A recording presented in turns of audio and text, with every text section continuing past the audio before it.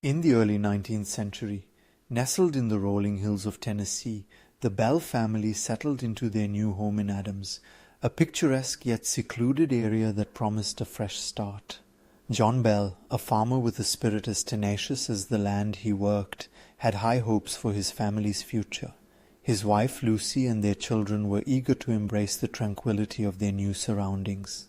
Little did they know that the tranquility would soon be shattered by a presence that would mark their lives forever. The first signs of something amiss were subtle, almost dismissible.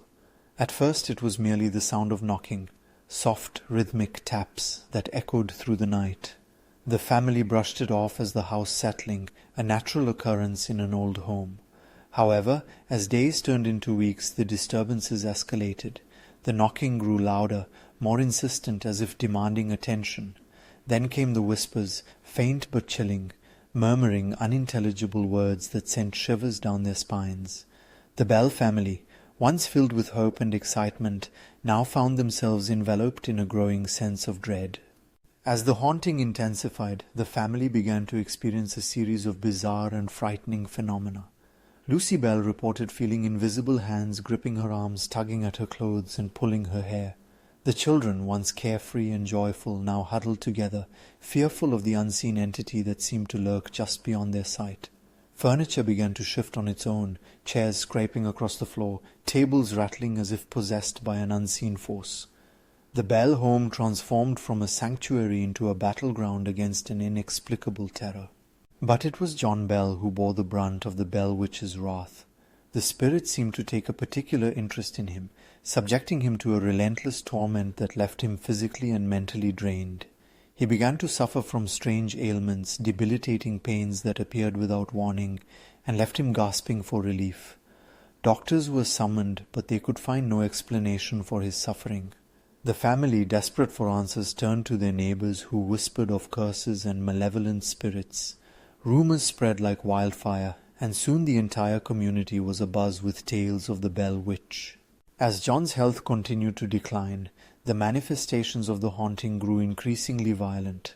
The family would hear disembodied voices taunting them, laughter echoing through the halls, and harsh, guttural sounds that resonated with an otherworldly quality. It was as if the Bell Witch had taken on a life of its own, feeding off the family's fear and anguish. The once vibrant home was now shrouded in an oppressive atmosphere, a dark cloud that hung over the Bell family, suffocating their spirits. Despite their best efforts to remain strong, the Bell family found themselves isolated. Friends and neighbors, once supportive, began to distance themselves, wary of the supernatural events that surrounded them. The Bell Witch had become a local legend, a source of fascination and fear. Some came to witness the haunting for themselves, eager to experience the paranormal, while others stayed away, convinced that the Bell family was cursed. The isolation deepened the family's despair, leaving them to face the malevolent force alone. As John Bell's condition worsened, the family sought help from spiritualists and mediums, hoping to rid their home of the tormenting spirit. These attempts often ended in failure, with the Bell Witch mocking their efforts, revealing her power and dominance over the household. John's health deteriorated to the point where he could hardly rise from his bed. The once robust farmer was now a shadow of his former self, trapped in a cycle of pain and despair. It was during this time that the Bell Witch began to speak more clearly, revealing her name, Kate Batts. Kate Batts was said to be a local woman, known for her eccentricities and rumored to possess knowledge of the supernatural. According to local lore, she had been wronged by John Bell in a land deal, and her spirit sought revenge. The Bell Witch's name became synonymous with fear, and the family felt the weight of her wrath pressing down upon them. Kate's voice echoed through the halls, taunting John, threatening him with dire consequences.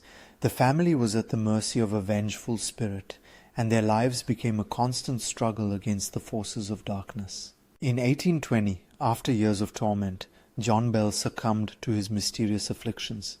His death sent shockwaves through the community, and whispers of the Bell Witch's involvement only intensified. Many believed she had not only haunted him but had ultimately caused his demise. The Bell family, now grieving the loss of their patriarch, faced an uncertain future. The haunting did not end with John's death. Instead, it morphed into something even more sinister. After John's passing, the Bell family continued to experience the supernatural disturbances. The spirit, emboldened by the death of its primary target, unleashed a torrent of chaos upon the household. The children, once innocent and carefree, were now haunted by nightmares and unexplained phenomena. The Bell Witch seemed to revel in their suffering, her laughter echoing through the night, a chilling reminder of the darkness that had invaded their lives.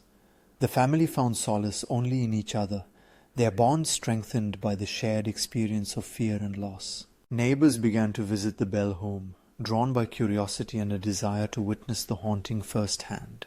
Some came to offer support, while others sought to exploit the family's misfortune, hoping to capitalize on the growing legend of the Bell Witch. The house became a spectacle, a strange blend of horror and fascination that captivated the community. The Bell family, once proud and self-sufficient, now found themselves at the center of a macabre tale that blurred the lines between reality and folklore. Despite the overwhelming presence of the Bell Witch, the family sought to reclaim their lives. They organized meetings to discuss their experiences, sharing stories of the haunting in hopes of finding understanding and closure.